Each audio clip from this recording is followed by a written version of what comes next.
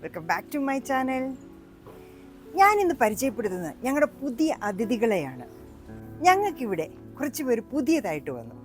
ഇത്രയും പൂക്കളും നിറച്ച് ചെടികളുമായിട്ട് നിൽക്കുന്ന നമ്മുടെ വീട്ടിൽ ഇവർ വന്നില്ലെങ്കിലല്ലേ അതിശയമുള്ളൂ. ആരായിരിക്കും അവർ? തേനീച്ചകൾ.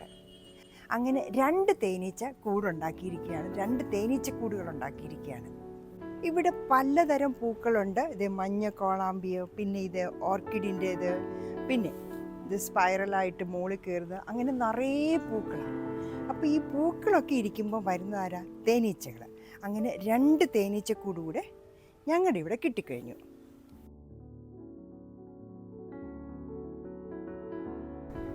പൂക്കളുണ്ടാകുന്ന ചെടികളാണ് കൂടുതലുമുള്ളത്.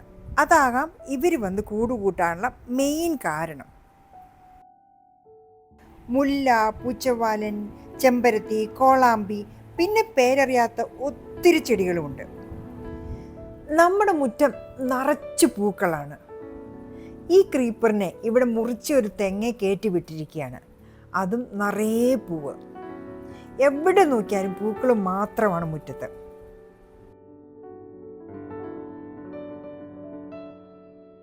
ഒന്നിതേ ഈ ചട്ടിയിൽ ഇതിൻ്റെ അടിയിൽ ഈ ഇലയിൽ തൂങ്ങിക്കിടക്കുകയാണ്. ഇതൊരു മണി പ്ലാന്റ് ആണ്. ആ ഇലയാണെങ്കിൽ ചെറുതായിട്ട് പഴുത്ത് തുടങ്ങുകയും ചെയ്തു. ഇനി ഇവരെ മാറ്റിയില്ലെങ്കിൽ ഈ കൂട് നമുക്ക് നഷ്ടപ്പെടും. അതുകൊണ്ട് ഞാൻ ഇവരെ ഒന്ന് മാറ്റാനുള്ള ശ്രമത്തിലാണ്. ഒന്ന് കിടക്കുന്നത് ഇതേ നമ്മുടെ ഈ ഹാങ്ങിങ് ചെടിയുടെ മുകളിലാണ്. ഈ ഒരു കലം കണ്ടോ? ഇതിനകത്തോട്ടാണ് ഞാൻ അവരെ മാറ്റാൻ പോകുന്നത്. ഇത് നമ്മുടെ കിളികളുടെ കൂടായിരുന്നു. അവർ മുട്ടയിട്ടുകൊണ്ടിരുന്നത് ഇതിനകത്തായിരുന്നു. അപ്പോൾ ഇത് കംപ്ലീറ്റ്ലി ക്ലോസ്ഡ് ആണ്, എല്ലാ സൈഡും ക്ലോസ്ഡാണ്. ഇവിടെ അടപ്പുമുണ്ട്. അപ്പം ഇത് ഒരു ഹോളും ഉണ്ട്. ഇതിലേക്ക് പറിച്ച് ഞാൻ വെക്കാൻ പോവാണ് അവരെ.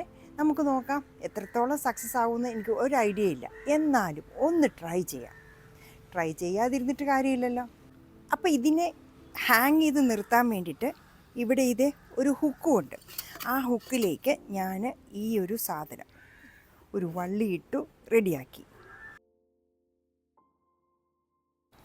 അധികം ഡിസ്റ്റർബ് ചെയ്യാതെ പതുക്കെ ഞാൻ ആ ഇല പറിച്ച് ഈ ചട്ടിക്കകത്ത് വെച്ചു. ഇപ്പം തേനീച്ചക്കൂട് നമ്മുടെ ചട്ടിക്കകത്തായി. പക്ഷേ കുറേ തേനീച്ചകൾ പറന്നുപോയി. അതുകൊണ്ട് ഞാൻ ഇതിൻ്റെ അടുത്ത് പോയി ഒന്ന് ചട്ടി പിടിച്ചു നോക്കുവാണ്, ആരെങ്കിലും തിരിച്ചു വന്ന് കയറുമോ എന്നറിയാൻ. അങ്ങനെ നമ്മൾ ഈ കൂട്ടിലേക്ക് ഇതിനെ എടുത്തിട്ടു. പക്ഷേ നമ്മുടെ തേനീച്ചകളെല്ലാം ആ ചെടിയുടെ ചുറ്റും പാറി പറന്ന് നടക്കുകയാണ്. അതുകൊണ്ട് വേറൊരു ഐഡിയ ചെയ്യാം.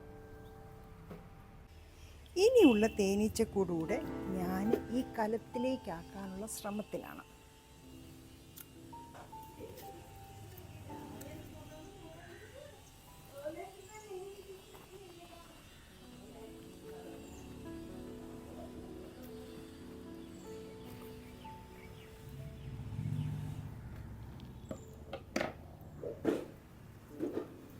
ഇനി ഈ കൂടിനെ ഇതേപടി ഞാൻ ഇവിടെ പിടിച്ച് കെട്ടിവെക്കാൻ പോവാം.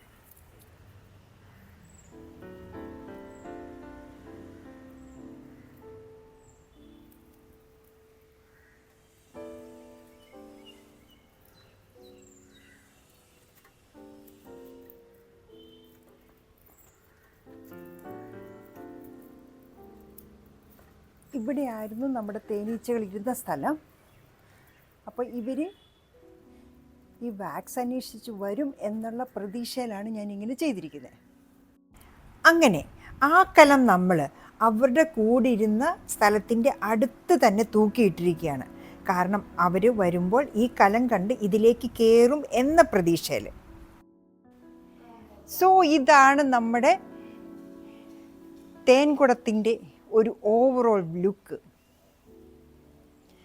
ഈ ചെടിച്ചട്ടിയുടെ മുകളിലായിരുന്നു അവർ കൂട് വെച്ചിരുന്നത്. അതുകൊണ്ടാണ് നമ്മൾ ഈ കലവും ഈ ചെടിച്ചട്ടിയുടെ മുകളിൽ തന്നെ തൂക്കിയിരിക്കുന്നത്.